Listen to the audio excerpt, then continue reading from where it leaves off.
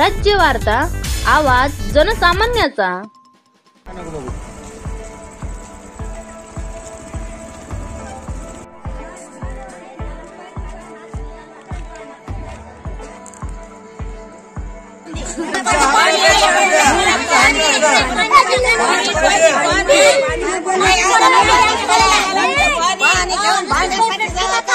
नमस्कार, आपण आलो आहोत परतूर तालुक्यातील आष्टी येथे। आष्टी येथील राम गल्ली येथील नागरिकांना पाण्यापासून वंचित ठेवले असल्याचे नागरिकांचे म्हणणे आहे। या नागरिकांचे म्हणणे आहे की आमच्या गल्लीमध्ये लोखंडी पाईपलाईन करून सुमारे 1 ते 1.5 महिना झाला, परंतु आतापर्यंत आम्हाला पाणीच भेटले नाही। आपल्यासोबत इथे काही नागरिक व महिला उपस्थित आहे, आपण त्यांच्याकडून जाणून घेऊ। 1 महिना झाला पाईपलाईन करून आम्हाला पाणी नाही, काय नाही। आता कुठून आणायचं आम्ही पाणी? आम्हाला पाण्याची काही सोय करा आधी लवकर। पाणीच नाही आम्हाला कतई, कुठं जाऊ आम्ही पाण्याला? पाईपलाईन आलेली, त्या पाईपलाईन काय का त्याच्याकडची का आमच्या ती दाखवायला गेली काय ती जगाला? पाणी नाही, काय नाही। लेकर आमचे इतकुले पण नाहीत, पण नारायण घाटावर चाललेत पाण्याला। पाणी कुठून आणायचं याची काहीतरी सोय करा। पाईपलाईन केली, पाणी नाही, काय नाही। आम्हाला पाणी पाहिजे। आमचा माणूस मेला तरी तुम्ही पाणी देणार? भीक मागायला तुम्ही येतात आमच्याकडे, आम्ही तुम्हाला भीक मागायलो, आम्ही खायला पोते नाही मागायलो।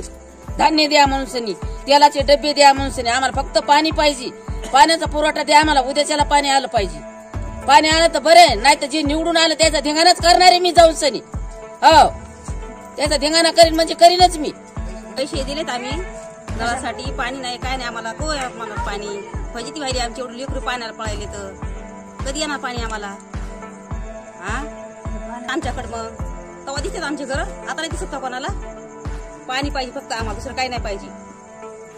इथे आपल्यासोबत अपंग महिला आहे, आपण त्यांच्याकडून जाणून पाणी नाही आम्हाला, आम्ही अपंग येतो, हे पुढे जाऊ आम्ही पाणी आणायला? काय करावं आम्हाला? तिकडे नुसतं पाणी आणायचं। आमची मारण बी अपंग येतं, लेकरं लहान येतं, हे टाकून जावं लागायला तिकडे बघायला पाणी। आम्हाला पाणी पाहिजे। इथं पाईपलाईन नुसतीच केली, नुसती शोभा खुली, ती नुसती सुरू पण नाही केलेली। सगळ्या गल्लीला पाणी आलंय ना, आमच्याच गल्ली राहिली फक्त पाण्याची। इकडे पाणी सोडा लवकर। कितवीला आहे तू? 4थी। पाईपलाईन केलेली आहे, तुम्ही कशासाठी केली पाईपलाईन? एवढे दिवस झाले इथं पाणी नाही, नुसत्या तुट्या लावल्या तुम्ही। तुट्याचे 200 रुपये कशासाठी घेतले? तुम्ही नगदी पैसे घेतले, तसे तुम्ही ताबडतोब आताच्या आता पाणी सोडायला पाहिजे। एवढं मी तुम्हाला बोलवे ना, तिथे इथं तुम्ही एकदा चेक करा, कुठं पाणी आहे कुठं नाही ते तुम्ही बघा। येऊ काय करावं? एका घरामध्ये 10 माणसं येतं, मग इतक्या माणसांनी कुठे जायचं? आताच्या आता आम्हाला पाणी द्या। या ठिकाणी आज कमी जास्त 2 महिने झाले तर आमच्या गल्लीमध्ये पाईपलाईन आतरून ठेवलेली आहे। बायांना एक तर पहिली गोष्ट पाणी तर नाहीच नाही, हे जे पाईप आथरलेत यांना अडकून काही लेडीज पडल्यात सुद्धा। हे पाईप टाकून ठेवले तरी कशासाठी? यांनी आम्हाला दाखवण्यासाठी की बाबा तुम्हाला पाणी येणार आहे म्हणून, पण पाणी येणार तरी कधी आहे? पावसाळ्यात असाच येतो काय की? आणि पाण्याचा तर काही प्रश्न आमच्याला सुटतच नाहीये। तुमच्या मेंबरला आम्ही फोन केले प्रत्येक वेळेस, सरपंचाला फोन केले, ग्रामसेवकला फोन केले, कोणीही इकडे यायला तयार नाहीये। त्या दिवशी आम्हाला सांगितलं की बाबा तुम्ही 2 दिवसामध्ये तुम्हाला पाणी येईल, पण यांचे 2 दिवस असे संपणार कधी येतं? कारण की या वर्षात काही संपत नाही। आज कमी जास्त 8 वर्ष झालं आष्टीच्या पाणी प्रश्नाचा अवघड समस्या झालेली आहे, पण पाणी हे काय आमच्या वार्ड क्रमांक 3 मध्ये आणि 4 मध्ये कधी येण्याची शक्यता दिसतच नाहीये। कारण वार्ड क्रमांक मध्ये 3 आणि 4 मध्ये असं त्यांना वाटायला लागले ग्रामपंचायतला की आम्ही वार्ड क्रमांक हे विकतच घेतलेला आहे। त्यांनी काय त्यांच्यापर्यंत काही वाटप केले असन नसल, त्याच्याबद्दल आपल्याला काही घेणं देणं नाहीये। पण असं नाहीये की तुम्ही जर त्या लोकांना जर तुम्ही 500-500 रुपये जरी दिलेले असले की असं की त्यांचं पूर्ण तुम्ही जीवनच विकत घेतलंय 5 वर्षासाठी म्हणून। पाण्याचा सगळ्यात मोठा प्रश्न आहे। आज आष्टीमध्ये प्रत्येक वार्डामध्ये पाणी सुटतंय आणि ह्या 2 वार्डामध्ये का सुटत नाहीये? राम गल्लीमध्ये पाणी आता अद्यापही आलेलं नाही। 2 महिने झाले, प्रत्येकाकडून त्यानं 200-200 रुपये घेतले एका कनेक्शनचे।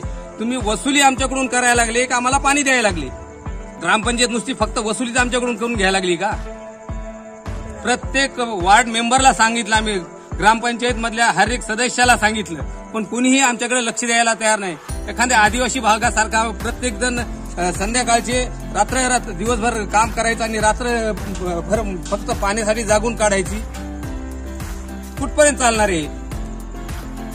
काहीतरी शासनाने किंवा ग्रामपंचायतनं जर आमच्या वेळी दखल जर घेतली तर खूप उपकार होतील, कारण त्यांचे उपकार तर आमच्या ज्यांना फिटणारच नाहीत ना.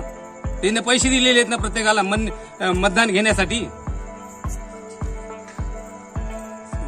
पाणी नाहीये, भांड घेऊन जा का कुठं 4-4 तास गेलं तरी आम्हाला पाणी नाहीये. रात्री गॅस पेटला सरी जळाले तरी पाणी नाही.